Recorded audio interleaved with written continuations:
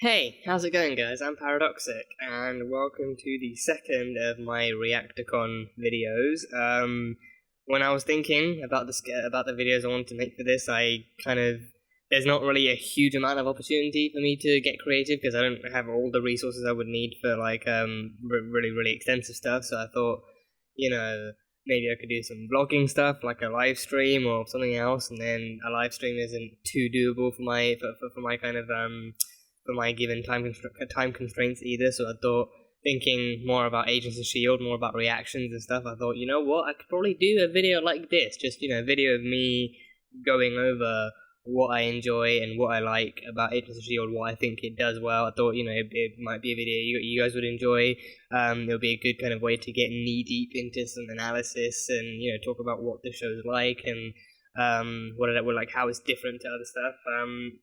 Because Agents of Shield, I think, it's a very different show from the Netflix stuff. Like the Netflix stuff is built for a much more mature audience. Not that Agents of Shield doesn't deal with mature themes, but still, the Netflix stuff is arguably much more gritty and dramatic and adulty, mature basically. So Agents of Shield is kind of it's like the Sarah Jane Adventures of Marvel. Like it's kind of built. It's equally built. I mean, well, it's more like the Doctor Who of Marvel. Yeah, I don't know if there is like a Sarah Jane Adventures for Marvel, but it's a show equally good for like teenagers and adults as well because it deals with all those themes, but it's also presented in somewhat of a neutrally family friendly way.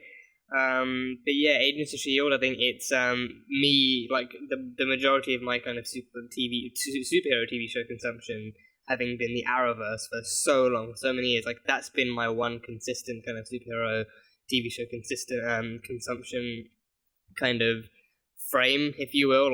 Before that I didn't really watch anything. I never really got into Smallville, and when the Arrowverse came along, when I discovered that there were superhero TV shows, I was like, oh, that's cool. And then Daredevil came along. I struggled a bit to get into that because that had a bit of a slow burn to it, so I kind of struggled, but I eventually pulled through after a couple of retries and stuff. And then Iron Fist came along, Jessica Jones and Luke Cage, and then the Defenders were a thing, and now it's all gone. Netflix got rid of it all. They've cancelled the entire thing. So I don't know if there's any option or chance for Disney to bring it back into Disney Plus and continue it there, but I don't know. Now Agents of S.H.I.E.L.D. is ending. I got into Agents of S.H.I.E.L.D. just in time. I knew about Agents of S.H.I.E.L.D. for years. I knew about this show for years, and because I think it just I didn't really hear much about it. All I heard for the first few years of its run was that it's a show based after the Avengers. It's got Coulson, the guy that died halfway through the first Avengers movie, and it's a team led by him. That was the extent I knew. That I didn't really know who was in it, what characters, what villains, what enemies, and any of that kind of stuff. And then so I mean, in that sense, I was lucky because I never I never really bothered to look past that. I never really bothered to look into it, see what it was like. I never really bothered to look for reviews, look for any other descriptions. So I was lucky enough to actually not have spoiled myself, into season 2 and season 3 and season 4's storylines. But yeah, so I never really looked into that. So people around me, people close to me, didn't really care for it much either. Even the friends I had that were into superhero stuff, they did not a lot of them were into that, so they didn't really talk much about it. So I just had no direct kind of link to entice me into watching this show. And then I did reactions, and then I got into the Arrowverse even deeper. And now I think it was October or November of last year that I finally decided, I'm going to check out this show. I'm actually going to check out the show, and I'm going to start from the very beginning because that's what it is with reaction. That's how you do reactions properly. You actually it's about the journey. It's not just the destination. I think I thought for a long time about doing reactions for a year, and then I thought it's already progressed into a few seasons of its run, and people are already really into it. So I was really kind of skeptical that people would really care for for reactions to the first couple of seasons. I thought they're already so far ahead, they're not really going to give a shit, so I might as well just binge it through. And then I tried that. I tried to get into the show, and then again the slow burn. Just I think there was a bit of there felt like a bit of slow burn to this show too. Like, you know, I watched like the first 2 episodes, and then I was like, that's cool, and then I fell off the bandwagon. I just kind of stumbled off the bandwagon, and it just, you know, it rode on the tracks without me. So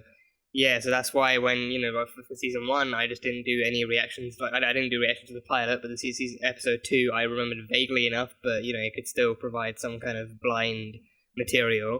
And then I got into it, and I loved it, and then you guys loved it, which was amazing. You know, you guys giving support for this reaction series is more helpful than you realize, actually, you know, sharing your thoughts and encouraging this, and, you know, sharing in the excitement of watching the show. So again, this vlog is not just a nostalgia trip. It's not just me talking about how much I, you know, wanted to get into the show. It is about talking about what I personally think the show does well compared to other superhero shows, what I think it actually, you know, builds itself off of and stuff. So yeah, like with this one, it can't fully be compared to the Arrowverse, because with this and the Netflix shows, like, these are still set within that same universe. They don't have like an extended universe that they've built up on the sideline or anything. Like with the Arrowverse, it's a completely outer universe to the movies, and they've tried to link it with Crisis, but, you know, it's their own thing. So with this one, I think even with that connection, that, like, this show, it's got its own qualities that make you think of Agents of S.H.I.E.L.D. before you think of the MCU, and I think that is one of my favorite things about the show. But yeah, I think one of the core elements, I think one of like the foundational elements of the show is the fact that it's a very, very human show. It's a very human show with a superhero touch to it, as opposed to it being a superhero show with a human touch to it. Like, all the characters in it, well, I mean, at this point, you can't really say it. Once you get to season 3, it's like you can't really say that much. But when you start off, it kind of, you know, as it builds up, it does kind of take the time to show you that, you know, it is indeed a very, very human show, with human people dealing with otherworldly and extraterrestrial threats that, you know, normal everyday humans aren't really built to handle. Especially with Coulson, he was killed by one of those threats. He was legitimately killed, and for so much of season 1, that is one of the other kind of solo story points. It's not just it's not even just a case of, you know, oh, he's been brought back to life. Let's just focus on the fact that he's alive now. They actually take the time to actually explore the fact that he died, how it changed him, what exactly happened, how that influences the future of the show, and, you know, how he approaches things in the future too. So, you know, it's very much like that. It's like, you know, S.H.I.E.L.D. itself is an intelligence organization. It's a spy organization, and a lot of the episodes focus on that kind of stuff. And especially the episode The Hub. The Hub actually explored what the kind of hierarchy of information and intelligence is like at S.H.I.E.L.D. and, you know, how, you know, like the different kinds of cases they deal with. Because you think a show like this with the Avengers in it and all these alien threats and everything, you think that, you know, oh, they'd suddenly shift all their focus onto alien stuff and leave all the human stuff behind. But no, they still have squads and teams ready to deal with very, very human terrorist threats and other kinds of stuff. So yeah, that kind of thing is really well done, I think. And, you know, the fact that all these different, I think with a show like this as well, like, this is a very, very team-centric show. This is a show built by and driven by the team. Every member of the team is affected by what goes on in this, and every member of the team affects what goes on in this show. And a lot of the time that can be both positive and negative. We saw firsthand in season 1, like halfway through season 1, we saw firsthand what the negative effects of that was, like Ward's betrayal. So, you know, it takes stuff like that, and not only does it connect to the movies, it uses the movies to actually propel its own storylines forward. So the Hydra stuff, like in the movies, it was so short-lived. It was so short-lived. Like in the movies, like it happened in Winter Soldier, Age of Ultron. Again, they kind of referenced it being like, oh, they're taking down the final Hydra base, Strucker's Hydra base in Sokovia, and taking down the Chitauri stuff with it too. And then after that, it was Ultron, and then after that, it was, you know, like the S.H.I.E.L.D. being gone just didn't even come up at all, not once. But with Agents of S.H.I.E.L.D., with a show centered around people who work for and with S.H.I.E.L.D., it's a very, very big issue to deal with. Like, okay, the Avengers, they had their own solution. They become their own private militia almost. But Agents of S.H.I.E.L.D., they work for Shield. Like if their agency goes down, and then almost everyone they've worked with for years is proven to be like fascist traitors, then it's a problem you have to deal with. And the writers utilize that so well. They utilize it so well, and they use that kind of story to turn the tables on their own characters and actually show how that kind of betrayal comes into play. And again, they are all spies. So Ward being like almost a master spy, he built a cover of being Grant Ward, agent of Shield, up for so long, and then he just it was revealed that it was all fake, and it was all fake. Like he never really had any empathy or sympathy for any of them anyway. Like he was always allied with Garrett. He always felt like he owed Garrett his life and his kind of dignity and everything. So he had no issues. Like it's sprinkled along the way too. Like different people have pointed out to me in the videos. Like, if you look back at this scene, you'll see stuff stuff happens that make you question his actual allegiance or his actual motives and stuff. If he's so good at this, if he's so good at what he does, then why would he screw up this messily? Why would he make such a simple mistake? And then you look back and it's like, oh, it wasn't a simple mistake, it was a deliberate mess up so that he could actually drive stuff towards kind of Garrett's favor. Stuff like that, those kinds of character driving, and that kind of character driving, that kind of plot, those plot devices work so well in favor of the story of the show. And it's just a testament to how well the writers work to actually set stuff up and make it believable, whilst also still enticing you with the story. And it's what I think it's what I felt for Agents of Shield, it's something that allowed me to feel for Agents of Shield that I hadn't felt truly about a show in a long time. Each time an episode ended, it kept me wanting more. It kept me wanting to know more about the characters. And then once the story really unfolded in turn, it just I was like, okay, so I know how this event takes place in the larger MCU. I know how it affects them. But then what does this mean for the actual show? Where are we going to go from here? What's Coulson and the team actually going to do? How's it going to affect stuff that goes on? So that kind of stuff is really well done. And also individually, the characters actually deal with a lot of stuff like trauma, familial kind of losses and connections, and all sorts of other things. And I think especially I think the way they set that stuff up too, with Skye, they built that up over the course of the entirety of season 1 and season 2. Season 1 and season 2 is kind of Skye's kind of backstory and how that builds up and who she really is, where she really comes from, and stuff like that. And it starts off with how just how connected she really is to Shield, and just how much Shield has actually influenced her life as well as her family. And then how she kind of grows closer to Coulson because Coulson trusts her, she trusts Coulson. Coulson provides that kind of connection between them. And then season 2 comes around and we see just how influential the Inhuman stuff is with Skye, and how Skye isn't even who she really is. She's actually Daisy Johnson, a badass, and how her powers are just thrust upon her through no direct choice of her own. And then the Inhuman stuff happens. So now I think I meant to say disclaimer. Granted, I'm only as of this recording, I've only just started season 3. I've watched the first episode of season 3 already. So I mean, only having watched two seasons of the show, despite there being a lot of story, it's still not a lot for me to get into. There's still a lot of story, a lot of character stuff for me to actually still digest. But I think from what I've seen already, I still have a few good thoughts of my own that I can still share. So hopefully, it's not too early or whatever. But so with Skye, it's a really, really powerful and extraordinary journey. I think actually a journey of self-discovery and loss, and kind of finding out who you can trust and who's telling the truth, and also who you are as a whole. So with her, it's actually her finally finding her place in the world, and especially as a kid being thrown around to all these different foster homes and all these different places, and never really finding out why no one wanted her and no one really cared for her and stuff. Finally with Shield, she finds her home. Shield is always is where she was meant to be. So her journey is something that it's really, really, really, I think not just entertaining but really heartwarming to watch too. How close she grows to the team, how she finally finds a family with the team, and then Ward had to screw that all up again. Ward being Ward, but I think I mean, with Ward, I think I really have to give props to Brett Dalton because he plays that role flawlessly. You cannot help but hate Ward for everything he does and everything he may continue to do. Like, everything he does is in the best interest of himself. Well, to start off with Garrett, but then after Garrett dies, it's in the best interest of himself and his own survival.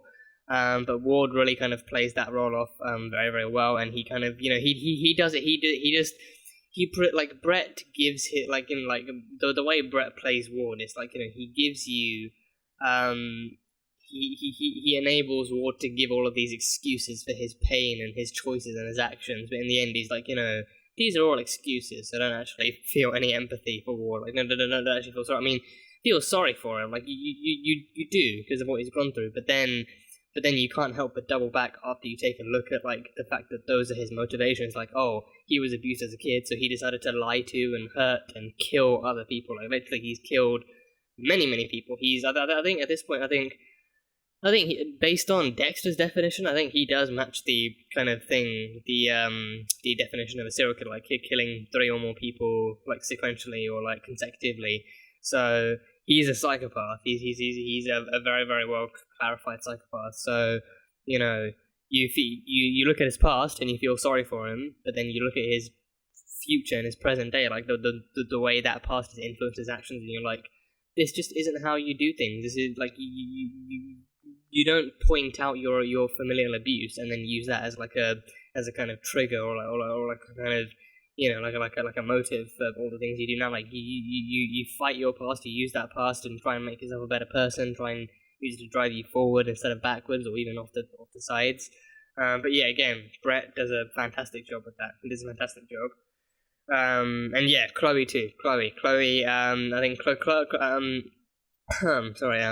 and Brett kind of really, especially in season 1, they really kind of had great chemistry before and after the Hydra twist.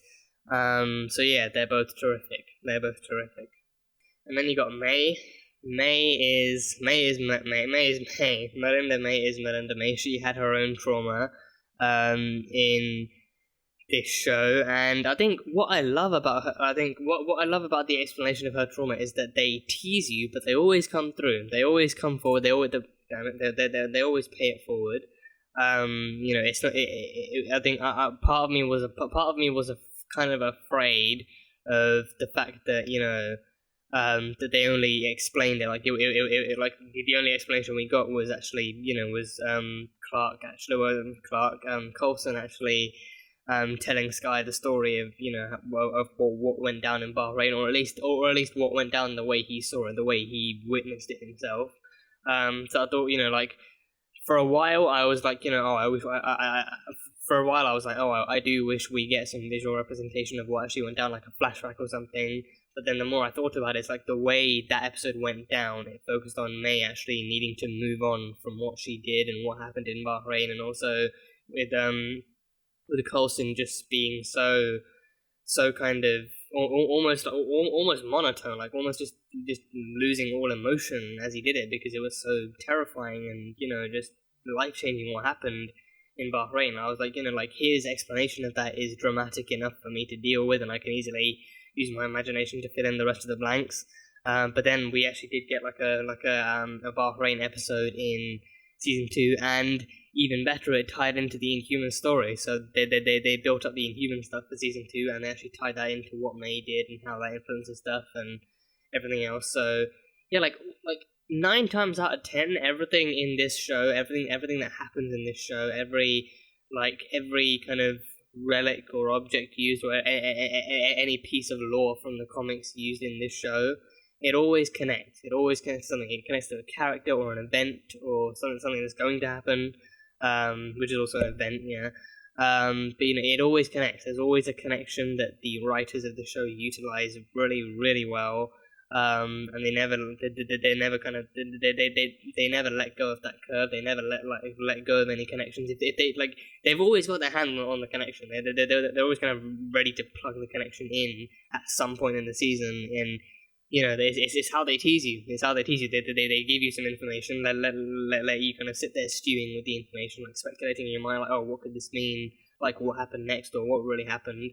and then a few episodes down the line, bam, they actually show you what happened, and they give you the full kind of info, and it all comes rushing in all at once. So it's like it's even more hard hitting. Which for Bahrain, it's a day and a mission and a thing that changed May's life forever. They did not hold back with showing that. They showed exactly what May went through from May's POV. So that episode is easily one of the best episodes of season 2, in my opinion. It's easily one of the best episodes. Like, not just solely for the connection. I think even if the connection wasn't there, I think I would still love it as much as it did, because it just, like, it's, we didn't know that the Inhumans were involved until we found out. I mean, because, like, powered people, Inhumans aren't the only powered people. Inhumans were the powered people that they were focusing on in season 2, but even if the Inhumans weren't involved, it would still have been powered people. It's still why May kind of has skepticism and trust issues around powered people to this day. So, even if the Inhumans had nothing to do with that episode, I think I still would have loved it, because it actually gave us that much more kind of power behind May's character and actually showed us exactly what she went through. So even if it had just been that, we could have still had the present day flashbacks that were somewhat more subtle and then more focused on May actually dealing with that. Like it could have been a case of like another powered person being an Inhuman, and then it reminding her of how she dealt with it back in the day. It could have been something like that, and I think I still would have enjoyed it. And it would have felt like a nice enough break, like a very, very short, kind of brief break from the Inhuman stuff too. But the fact that it's actually May's backstory so well executed is what makes it so powerful. And then the Inhuman connection drives the future stuff, the present day stuff even further too, and showing what history S.H.I.E.L.D. really has with the Inhumans, like S.H.I.E.L.D. having gone through and actually killed an Inhuman and her daughter, kind of, proving to the Inhumans that, because of their abilities, because because then they're not normal, they will always be seen as dangerous. So, the way they kind of drive that stuff forward is really, really cool.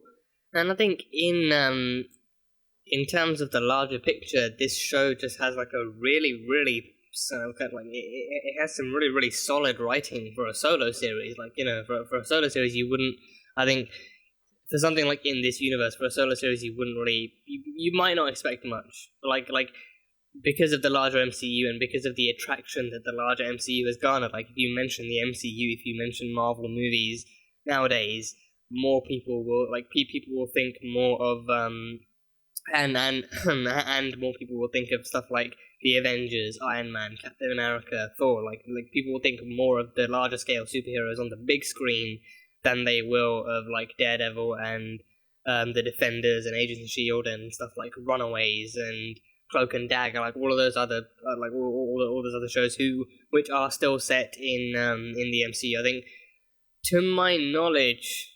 Runaways and Cloak and Dagger and that kind of stuff, it's still set in the MCU.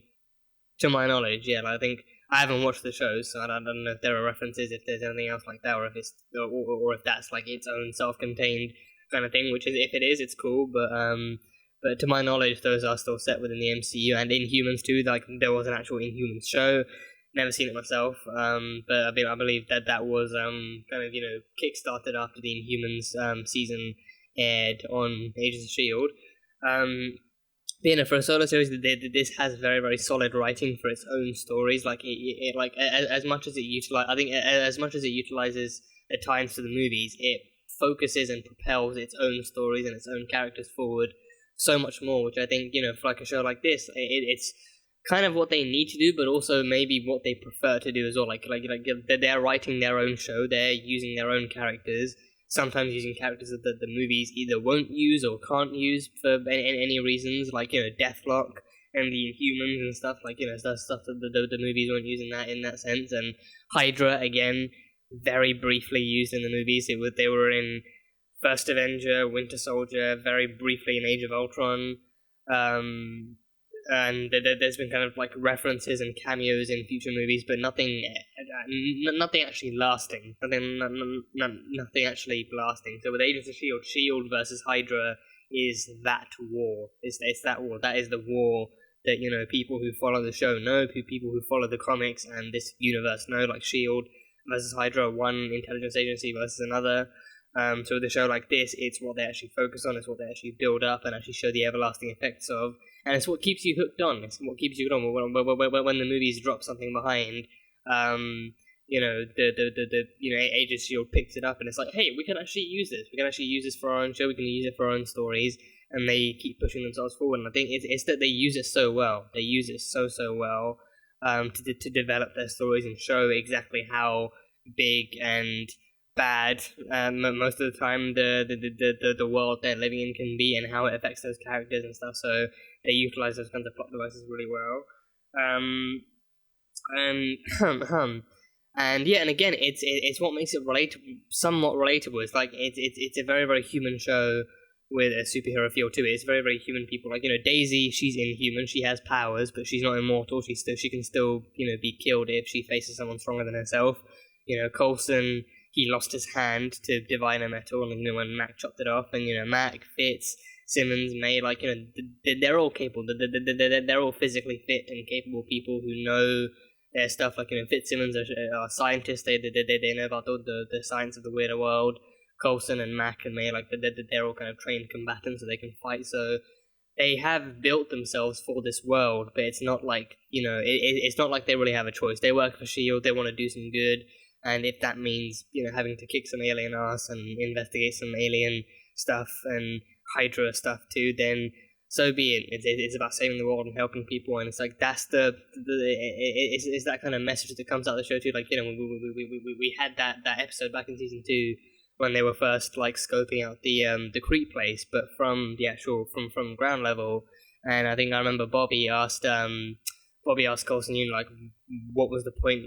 Not really what was the point, but what actually encouraged them to do this, and what was the what encouraged Coulson to actually keep pursuing this alien stuff, to actually to go to all this trouble for something that might not even exist, or something along those lines. And then Coulson started pointing out random people around him. He started pointing out civilians and vendors and families and stuff, and he's like, these people are everyday civilians. They're the ones we're protecting. They're the ones we're protecting. It's about making sure that they can live to see tomorrow, even if we don't. And I think for a show like this, it's it can surprise you. Like shows like this, like superhero shows, people think it's very, very easy to think that it's all CGI and lasers and sci-fi and superhero quips and everything. But even like the movies, they can often carry a very, very strong and symbolic message about actually believing in humanity and standing up for your fellow man or woman, and actually being there to help other people, even if it means that you yourself might not get out as easily as they do, and that kind of stuff. Obviously, don't put yourself in harm's way for the sake of it, but actually helping your fellow people and actually embracing the world and all that kind of stuff. So those kinds of messages are featured. Those kinds of messages are featured fairly prominently in this show, which I actually really like. And even starting season 3, they kind of set the tone very, very, very, very quickly, showing that this is not the same world that they knew 10 years ago, or 5 or 10 years ago. This is a very different world with very different threats. So we have to be prepared for that. So it's taking on that kind of protect your people tone, but with a much harsher, more brutal, and arguably realistic kind of setting. We can't wait for the Avengers to come around. We need our own kind of protection, stuff like that. So yeah, it's really well done stuff. And I think especially for a TV show, they all the work they put into this really shines through. All the work they put into this, the budget, in terms of what they have for a budget and the casting and everything else, that work that they put into it really shows through. That it's not just a waste of money. They are actually trying to deliver a good story, with relatable, good characters in this. And each, I think I've noticed each season you get a different, you get other kind of veteran actors. Like season 1, you had Bill Paxton playing Agent John Garrett, the Hydra dude. You had him, and he did a terrific job. He completely blew me out of the water with that twist. But he starts off being seeming such a genuinely good guy, an actual genuine Shield agent that you can't help but you love his character. And then after the Hydra reveal, it's you still kind of love him because he still has that charisma about him, but you still register that he is the villain now. He is the antagonist of this season. He is now the villain.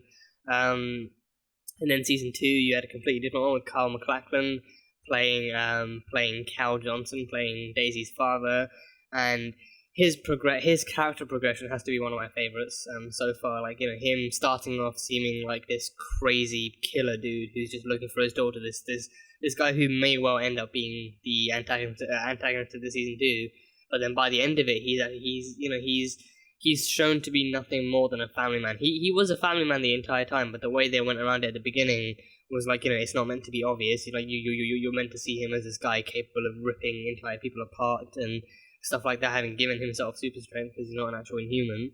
But then by the end of it, he's actually reminded of who he is deep down and the man he is deep down, and how that's more important than him having super strength or claws or big teeth or anything like that.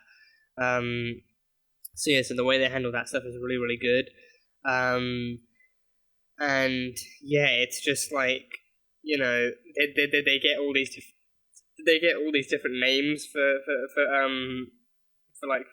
characters. Like they get all these different actors, and I think it's like not just a way of actually. I think it's the actors that really pull through. It's the actors that really pull through, and not just in terms of those seasonal characters, but also the main cast, like Clark Gregg.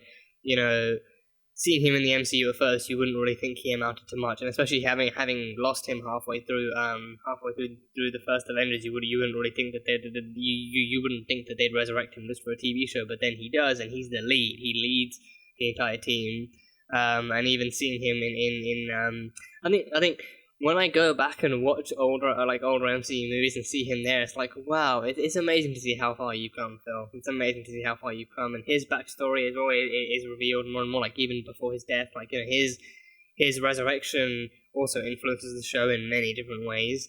But then seeing some of the stuff seeing Audrey Nathan, the cellist, in the show was really cool, and I'm still waiting. I'm still kind of hoping for the day that Phil actually does come. I mean, I don't want spoilers for season 7. I do not. I mean, it goes without saying I don't want spoilers for future seasons. But in season 7, it being the last one, I do sincerely hope we get a kind of Captain America style ending for him. Like, he can go back and find Audrey and just live with her for the rest of his days. Like, I'm hoping we can get that kind of still, like, knowing how much he idolized Steve as a kid, and it was even referenced in the first Avengers, and he had those trading cards too.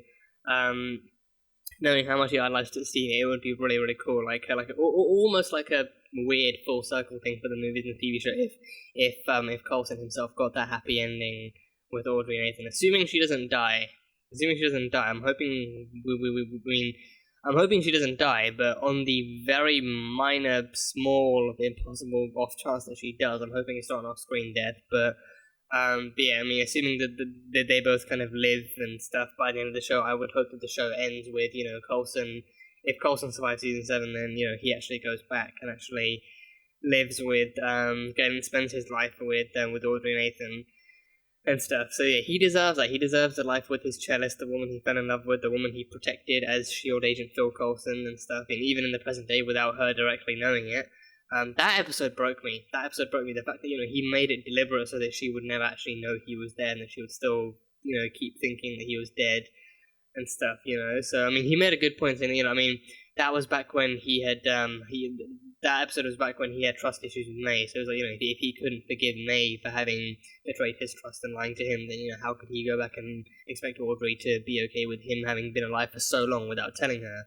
So, that makes sense, but now, the trust is sorted and stuff, but then they had other problems when the bus was missing and Ward was Hydra, so now, yeah, I'm hoping the ending of the show is Coulson getting his happy ending. He deserves that. I'm hoping he gets his happy ending. But we had that kind of stuff, and yeah, like I was saying, like just looking back at old MCU movies, it's just amazing. I mean, we can't even see him in the future because movie-wise, post-Avengers, there's not even a word of him being alive. The Avengers never find out. Watching Avengers Endgame, it's like none of them are there. Not the Defenders, and like none of the TV heroes are there. I heard there was consideration, but they thought with all the heroes being there already, it would just be too much for the TV heroes too, which I disagree with. I personally disagree with. If we saw Luke Cage and Daredevil and Coulson and Daisy actually kicking ass, I mean, it would have been a bit of a spoiler for me. Because then I'd kind of know where Daisy's journey leads, and that she actually, this girl actually gets powers, and then I start watching Agents of S.H.I.E.L.D. Because I watched Endgame before I started Agents of Shield, so then I'd come into Agents of Shield being like, oh hey, that girl isn't just a hacker; she gets superpowers too. So would have been a bit of a spoiler, but I don't know. Yeah, I guess it's kind of fortuitous then. But hey, it's my own fault. I didn't get into the show in time. You know, even if I started like 2 years ago, it was when I was still doing reactions, so I could have started the show back then. But either way, what's done is done. But that doesn't happen. That doesn't happen. So that's that. But yeah, I think it's just yeah, I think I had a point. My point was that there's really strong writing for a solo series for this as a solo series that really helps boost it forward. But yeah, these characters you can't help but fall in love with them, and the acting too. The acting is really well done. Like when there's drama and there's emotion in a scene, they really make you feel it. The writers make you feel it. The actors themselves make you feel it. Like there are times when you see the actors giving speeches, or you see the actors delivering the lines, and they're really putting their all into it. They're really putting their all into it. Like Coulson giving the "We are not agents of nothing" speech. Simmons about to jump out the plane, and Fitz just screaming to get her to stop and turn back and stuff, and all these other things where like the actors just really give it their all. They really just start shedding tears. They really start screaming. And even season 3, the opening. Oh my god, the opening! Like the one of the last scenes, one of the last shots of the season 3 premiere. Fitz is just screaming at the Rock to do something like that scene. Oh, that just. Ian DeCastico is incredible. He's incredible. He's just a phenomenal actor. Phenomenal actor. He's an incredible actor. He deserves an Emmy. He deserves an Emmy, or at least 2, for his scenes, and so do many of the other actors in this show. But yeah, this show utilize everything this show has in terms of writing and budget and actors and production value and stuff like that. Everything this show has, it utilizes to the best of its ability to provide the viewers with quality entertainment, and also to keep them enticed and to keep them coming back for more, to show them, yes, this show is worth it. This show is very, very much worth it in terms of story and like monetary value and character and everything. Like, this show is very much worth watching. Not just worth watching, but it's also worth supporting. The show is very much worth supporting, ratings wise and stuff. So it's really incredible, and that brings me to my last point, which is the dedicated fan base. You guys, all of you sitting at home watching the show, and also subsequently watching these reactions and other people's reactions too. Like the fan base to this show is really, really dedicated, which makes sense since it spawned from the MCU itself. The MCU alone has one of the largest, most dedicated fan bases I know of. I personally know of. But the Agents of Shield fan base itself, I see, every time. I think it's one of the things that makes me love doing reactions to the show. Because as soon as I upload a video, I'm just like, oh, when I wake up in the morning, because sometimes my uploads do come like for British time. Sometimes the uploads do come up a bit late at night. So I'm like, oh. It's fortuitous because when I wake up, I can read a bunch of lovely comments, and that is exactly what happens. You guys comment, you share your thoughts, you tell me what you enjoyed, you quote different pieces of the video and different bits of the episode and stuff, and it warms my heart to know that you guys love the show as much as I do, and also that you love the reactions as much as I love making them. So seeing the fan base being as dedicated as it is to this show and to the characters, and sharing the enthusiasm, sharing that passion. It's one of the reasons I love doing reactions, actually reading the comments, sharing that kind of glory with you guys. So yeah, the fan base is the reason it's gotten as far as it has today.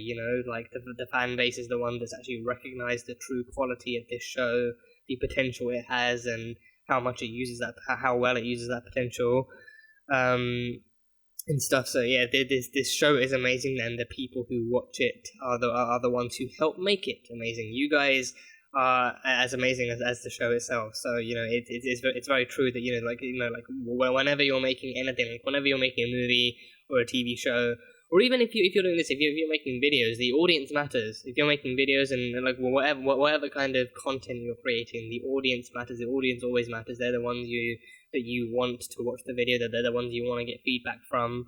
And stuff, and seeing your feedback always brings a joy to my heart and stuff like that. So it's really important to take in the audience's feedback and the audience's kind of opinions and views into consideration when you still go on with this stuff. And obviously, I mean, with the TV show, it's pre-written stuff. They can't really change stuff around. Like writers will still do what they think is necessary, what they think is best, and stuff like that. So, but writers will all. I mean, most of the time, writers will try and do things the way that they also know will sit well with viewers. Like, I think it's rare. It happens, but it's also rare for writers to do something that they know will piss the writers off, to piss the audience off. But also to do that without good reason. If they do something like character deaths and character reveals and other moments and stuff, stuff that they know will piss the audience off, it's rarer for them to do that without having a good reason. Like, if it gets resolved in the end, or if they just want to get a reaction of the audience. If you just want to get a reaction of the audience, then it works less well. But if it actually builds up to something greater, then you just kind of have to wait it out. You have to wait and get the audience's feedback and stuff. So with this show, I'm glad to say that while there are episodes that aren't as big as others, while there are episodes that are somewhat slower paced and somewhat smaller in terms of actual content, there's not as much to react to, or there's not as much to take in from it. It's something calmer. Those episodes aren't necessarily bad. They're not bad. If anything, they are very well needed breaks from the main story. They are very well needed breaks. They use that kind of quieter, calmer tone and setting to actually build stuff up for the future. But for the majority of this show, it either comes at you hard and fast, and you need to take time to actually let it sink in, or it comes at you hard, but it's also a good thing. It actually gives you enough to actually get excited about, and gives you enough to actually leave you wanting more. So yeah, long story short, they do a fantastic job. They do a fantastic job with the stuff they have, and they have the audience to thank for their support too, like I said. So yeah, that is pretty much all I've got. It's all I've got written down. I feel like I could have said more. But again, I'm not really that far into this, but I think the stuff I mentioned does still kind of it is most of what I wanted to talk about. I think even thinking back to it now, I just kind of run over different kind of plot devices and plot twists that have happened, and how they've impacted, and how much I've enjoyed watching events unfold. And it's just that kind of stuff. It's just just remembering, almost like nostalgia, just remembering what happened and how it made me feel, and how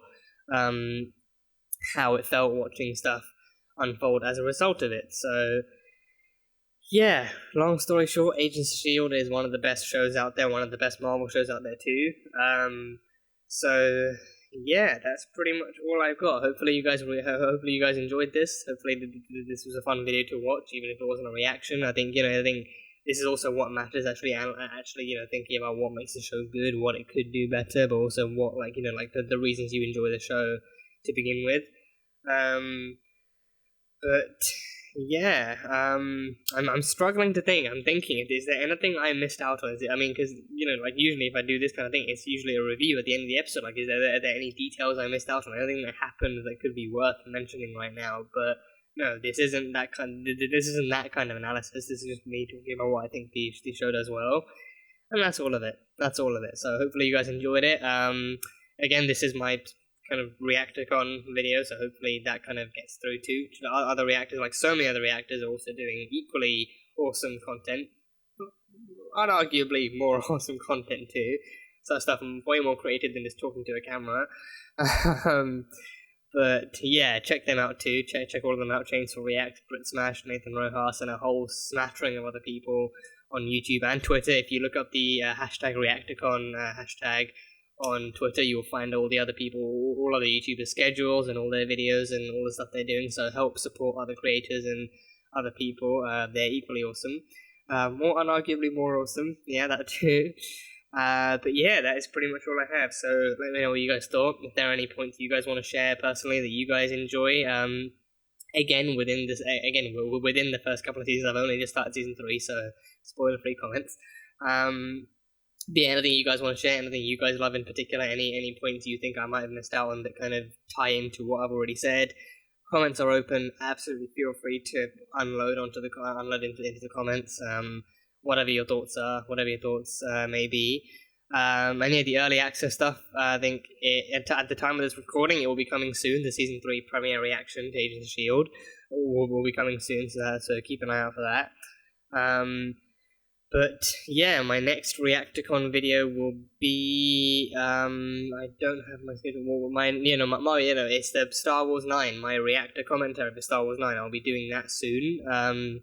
So keep an eye out for that, and then after that will be another one. So it's gonna be fun. This was a fun event to film for, a fun event to plan for. So hopefully, you guys enjoy all the content coming out, and then next week, because my organizational skills are terrible, this week is mostly exclusively just Reacticon stuff. So next week I should be back onto normal schedule, and other stuff should be coming out too. So yeah, that's pretty much it. That is what I think Agents of S.H.I.E.L.D. does really well as a TV show and as a story and everything. So yeah, thank you guys so much for watching this video. If you guys enjoyed it, then salt and burn that like button. Comment on what you thought of the episode and what you think of the... Yeah, that's my usual intro. It's a force of habit now. It's a force of habit, yeah. Comment on what you thought of the video and what you thought of all the points mentioned, and what your thoughts are as well, on what makes the show so great and stuff like that. So that's that, and yeah, that's it. So I will see you guys next time.